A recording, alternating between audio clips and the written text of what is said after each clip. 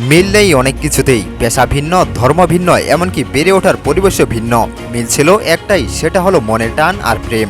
আর সেই প্রেমের টানেই হাজার বিতর্ক পেরিয়ে বিয়ে করেছেন সমাজবাদী পার্টির নেতা ফাহাদ এবং বলিউড অভিনেত্রী ও সমাজকর্মী স্বরা ভাস্কর।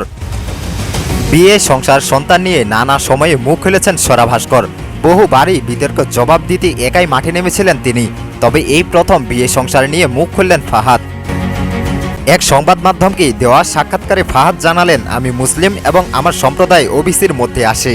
উল্টো দিকে স্বরা ব্রাহ্মণ পরিবারের মেয়ে। আমাদের দুজনের মধ্যে একটাই মিল, তা হলো আমাদের যৌন আকর্ষণ। এছাড়া ধর্ম, জাতি, শহর, পেশা সমস্ত কিছুতেই পার্থক্য রয়েছে এবং সেই বাধা আমরা পেরিয়ে এসেছি। বিষয়টা খুবই কঠিন ছিল, কিন্তু বেশ মজারও ছিল। 1995 সালের 23 আগস্টের ঘটে যাওয়া একটি সত্য ঘটনা অবলম্বনে সিনেমা তৈরির কাজ করেছিলেন নির্মাতা সুমন ধর।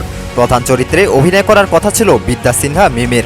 অপেক্ষা শুধু শুটিংয়ের। এর মধ্যে তৎকালীন ডিবি প্রধান মোহাম্মদ হারুন ও রশিদ ওরফে ডিবি হারুন এই গল্পে সিনেমা নির্মাণ করা যাবে না বলে নির্মাতাকে আটকিয়ে দেন। একই সঙ্গে মিমকেও কল করে থামিয়ে দেন ডিবি হারুন। এসব কাজে হারুনের সহযোগী ছিলেন আরেক আলোচিত সমালোচিত নায়ক জায়েদ খান।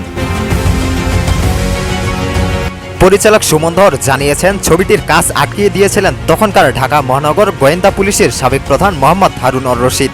নির্মাতা জানান, একদিন অচেনা একটি ফোন নম্বর থেকে তার সঙ্গে যোগাযোগ করেন ডিবি হারুন। তবে সেটি করা হয় নায়ক জায়েদ খানের মাধ্যমেই। পরে জায়েদ খানই সুমনকে নিয়ে গিয়েছিলেন ডিবি হারুনের কার্যালয়ে।